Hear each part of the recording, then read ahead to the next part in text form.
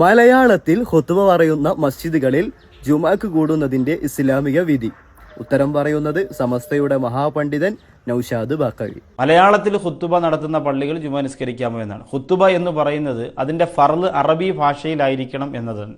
അപ്പോൾ ഖുത്ബയിൽ നിർബന്ധമായ അൽഹംദുലില്ലാ പോലെയുള്ള സലാത്ത് പോലെയുള്ള കാര്യങ്ങൾ അറബിയിൽ പറയുന്ന പള്ളികളാണെങ്കിൽ കുഴപ്പമില്ല.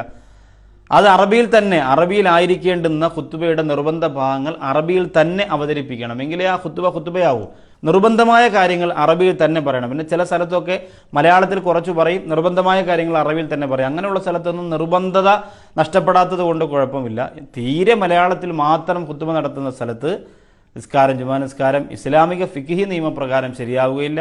അവർ പറയുന്ന നിയമങ്ങൾ പിന്നെ ബാക്കി എന്താണെന്ന് എനിക്കറിയില്ല. ഫിഖ്ഹി നിയമപ്രകാരം നബി സല്ലല്ലാഹു അലൈഹി വസല്ലം തങ്ങൾ വിശദീകരിച്ചതിന്റെ അടിസ്ഥാനത്തിൽ ഒരിക്കലും അത് ശരിയാവുകയില്ല. എല്ലാ സലഫി പള്ളികളിലും ഈ ഖുത്ബയുടെ ഹംദും സലാത്തും പോലെയുള്ള കാര്യങ്ങൾ അറബി തന്നെയാണ് പറയാറുള്ളത്. ഞാൻ മുമ്പ് ഈ വീഡിയോയുടെ ക്ലിപ്പ് മാത്രമായിട്ട് ഇട്ടിട്ടുണ്ടായിരുന്നു.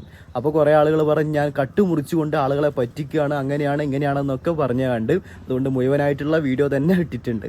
അപ്പോൾ ഇനിയെങ്കിലും സത്യം എന്താണെന്ന് പഠിച്ച് മനസ്സിലാക്കാൻ വേണ്ടി ശ്രദ്ധിക്കുക. ആർക്കും തലച്ചോറ് പണയം വെക്കാതെ സ്വയം ഒന്ന് സത്യം കണ്ടെത്തി പഠിക്കാൻ വേണ്ടി നമ്മൾ ശ്രദ്ധിക്കുക എന്ന് മാത്രമാണ് നിങ്ങളോട് സൂചിപ്പിക്കാനുള്ളത്.